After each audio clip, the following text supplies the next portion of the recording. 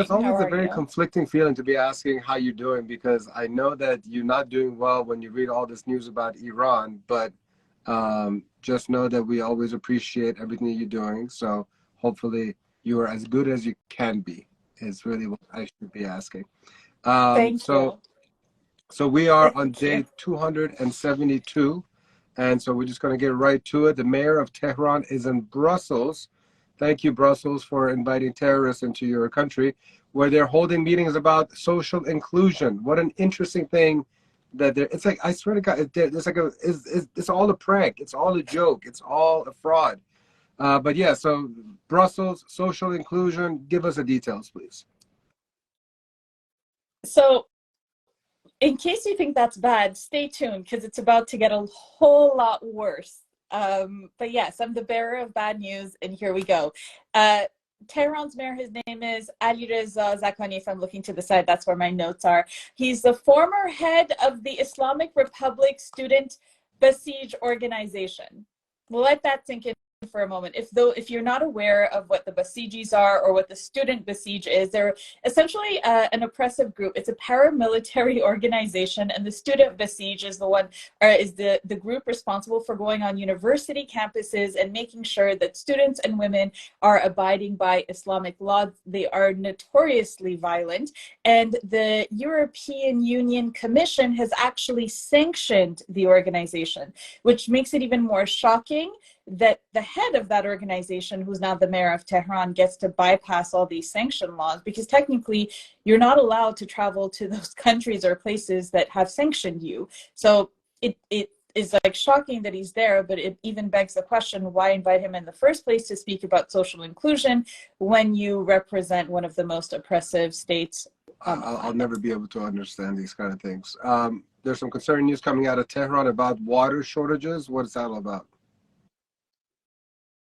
Yes, so there are many factors that are coming into play when it comes to that. So poor money management, corruption, the supply is actually dwindling because of lack of knowledge, lack of basically specialty. I mean, it's not just anybody. You can't just have anybody run any kind of department. And as we know, the Islamic regime is not really known to have the brightest individuals running everything. And what we do know is that individuals who do raise red flags and who do question the government are often arrested anyways. So it's very difficult to get things done and actually to do their job adequately. So the Islamic regime's energy minister blames what's happening and the problem right now with the shortages on a blockage that happened in the water supply after there was a landslide last week, and then there was flooding as well. That he's saying that the problem is solved. Meanwhile, the residents in Tehran are saying that the problem is not solved. And this is not a Tehran unique issue. This happens across the country. There are many cities that are having issues with their water supplies. There are many different reasons for that. But unfortunately, what usually happens is that they come out in protest, and then the government decides to arrest them and silence them, and then the cycle Um, continues. Everybody knows about Kian Pirfalak, and there's some really awful news coming about his family from this past weekend. Can you let's make sure our audience knows about what happened? Right. So, why this story really hit a chord with so many Iranians is back in November 16, 2022, amidst all of the protests and everything going on in the onset of the revolution in those early days, the Islamic regime forces basically were shooting indiscriminately, shot into this family car, and killed a 9-year-old boy. They injured his father to the point that he is still wheelchair bound. The mother got out of it unscathed. However, she has been denied her livelihood, and they are threatening her into silence. They had a commemorative ceremony for Kian this past weekend to basically celebrate and mark what would have been his 10th birthday, and his mother's cousin was shot by IRGC forces at that event. So imagine you are at a celebration for a family member who passed away, and you are shot. His name was Puya, and some reports are saying he was 19. Other reports say that he was 21. Either Oh case, my he should God. not have died.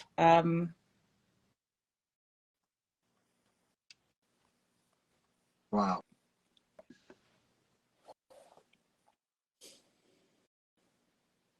You hadn't heard that story, No, Munjin? I completely completely missed that story.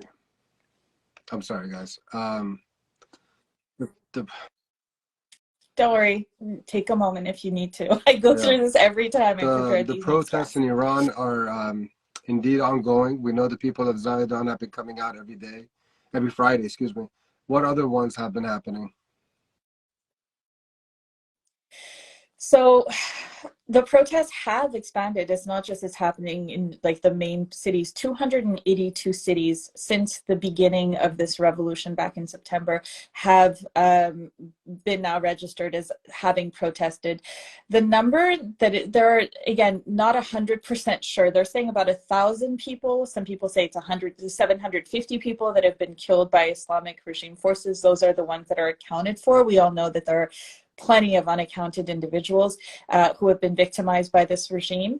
And the arrest number, Imanju, and I know we kept hearing the number 20,000, but the number now they're saying is closer to 30,000 individuals who have been arrested during this revolution. To keep in mind as well, when it comes to protests, individuals are not just protesting the right to freedom, and it's not about women's hair or women's rights only. Food prices have almost doubled within this year. According to the Statistical Office of Iran, food prices have gone up 80%. Now, inflation is something that we're familiar with in Western countries as well. We all know the price of eggs have gone up, like everything is costing more now. Imagine if it was 80% more, and imagine if your currency was devalued.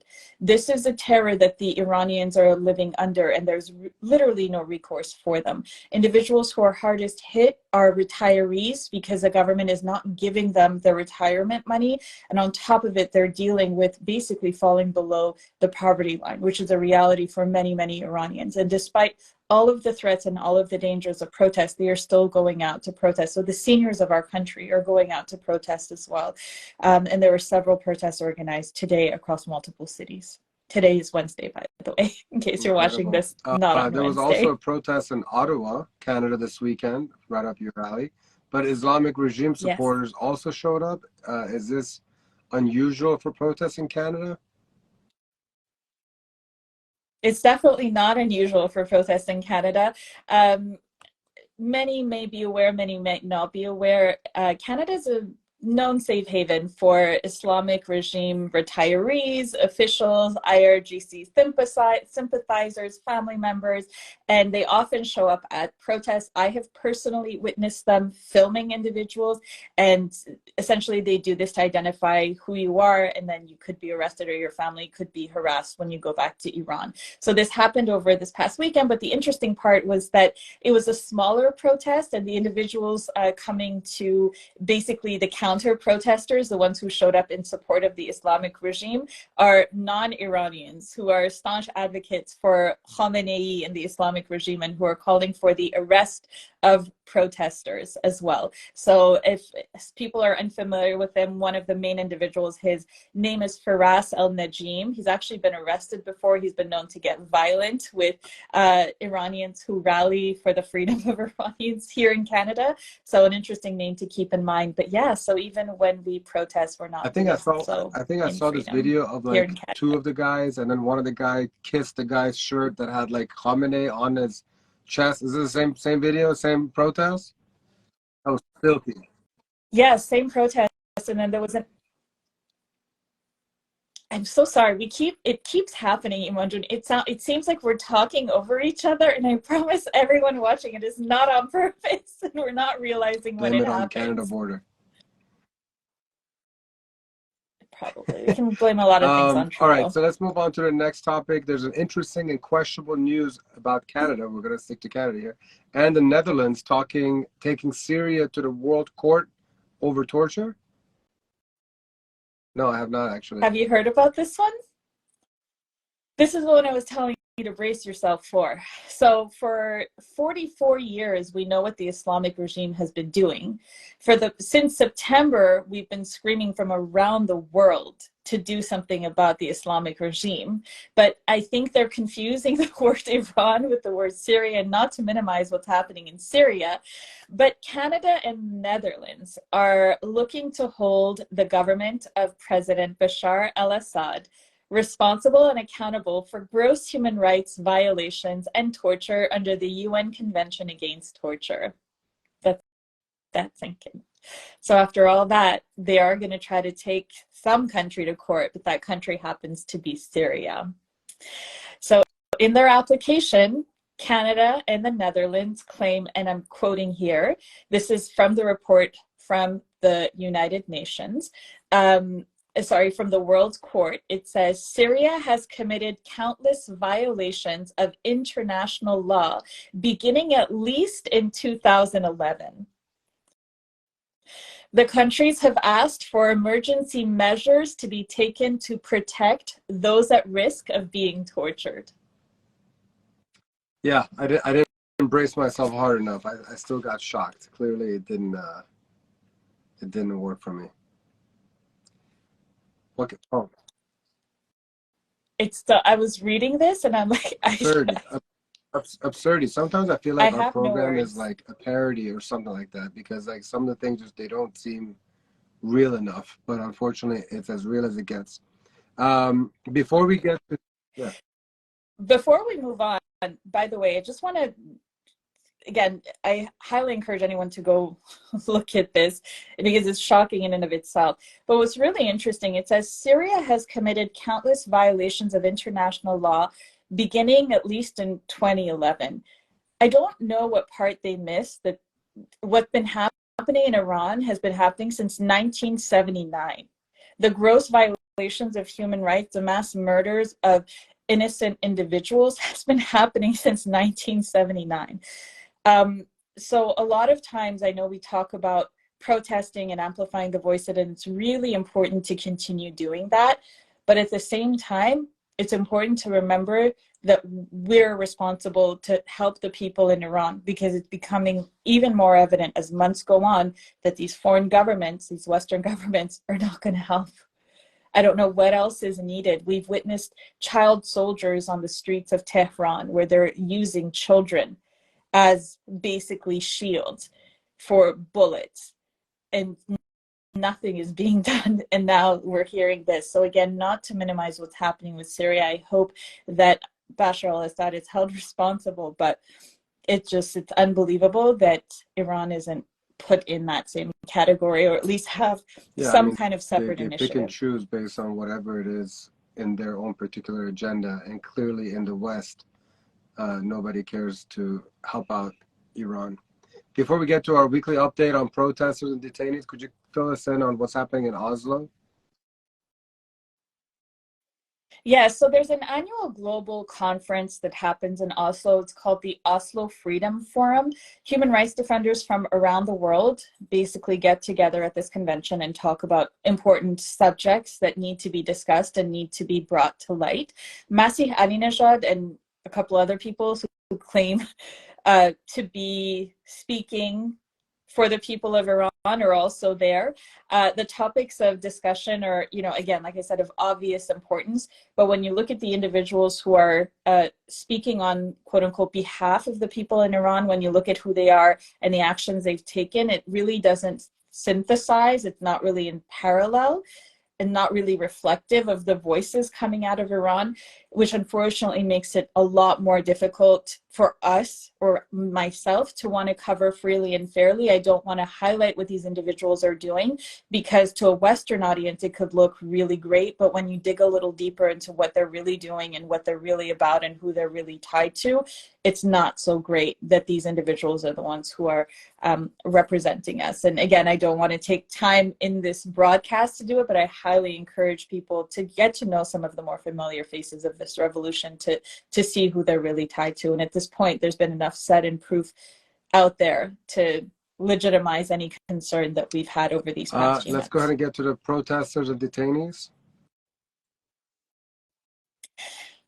I don't know if you saw this one, Ivanjun, on Threads, but so we have a uniter. Her name is Shiva Saber, who's very near and dear to us. Her cousin had a court date this morning, and she doesn't have news of her cousin's basically latest update, whereabouts. We're hoping that he's okay. His name is Hushidar Zarif. If you hadn't heard these newscasts before, when his story was in the news, he is basically a Baha'i Iranian, and that's his only crime. And he was arrested several months ago and just completely detained for absolutely no reason. He is a judo coach. He's a judo champion. He is an upstanding member of the community. He's a businessman. He's a father of a daughter, a husband, and for absolutely no reason, this family is being harassed. And so he'd been detained for a period of time. He was released and he had a court date again today. We don't have an update, but we're praying for his safety and his well-being, and that really it was just a court date and he was released. Again, his hashtag is Free Hushida, so let's please keep his name out there just to make sure that his story is kept alive until we know for sure Yeah, that he is Shirajun, if safe. you're watching, I'm terribly sorry to hear this. When I saw this right before coming on, I was caught off guard, and so praying for his safe return. Before we go on to the next, I wanted to also mention, we talk about protesters and detainees. I wanted to bring to light some things that happen, like relatives of individuals who are arrested, who are harassed on a constant basis. There were 30 relatives of individuals who had been killed. They got together last week on June 9th. So basically they were gathering to commemorate their loved ones, and IRGC forces arrested all of them, and they were mainly grieving mothers at grave sites that the IRGC rounded up. They detained them for 12 hours, and then in the middle of the night released them on a desert road between two cities near Let's Salpes. get to So this is how action items so we individuals, stay this is on how schedule. grieving What are the mothers. hashtags that we're following and that we should be? Yeah, it's Free Hushida, an IRGC terrorist that we're always going to keep and maintain. Obviously, Mohamed Qobadu, we don't have news about his whereabouts either, but he is under threat. Basically, they've threatened his life, and we're constantly worried that he is going to be hanged. So hopefully he won't. Hashtag Mohamed Qobadu. And obviously, the mainstays we've been mentioning every week, Mahsa Amini, Iran Revolution. All right. And Let's final keep their names message for our alive. listeners? On a bright note, our language is called Persian when we're speaking in English. It's not called Farsi. When we're speaking in Farsi, we use that language colloquially for ourselves, but in foreign languages, our languages have names. So just like we don't say, I speak Francais, we say, I speak French, I speak Persian, not I speak Farsi. Same difference. I feel like we're ending on a low, Imanjun. We need to bring it up because we're going to have Itai, who's an incredible guest. Shahrujun's going to get us up and motivated, and Mona's going to tell us how we're going to come together for the Azadi Festival and bring our community together. So I promise you, it's just good news here on out. We appreciate you giving us the hard truth, but we need to hear these things so that we can continue to be motivated to continue this fight. So thank you so much, Paris. Azadi. Shab Khair.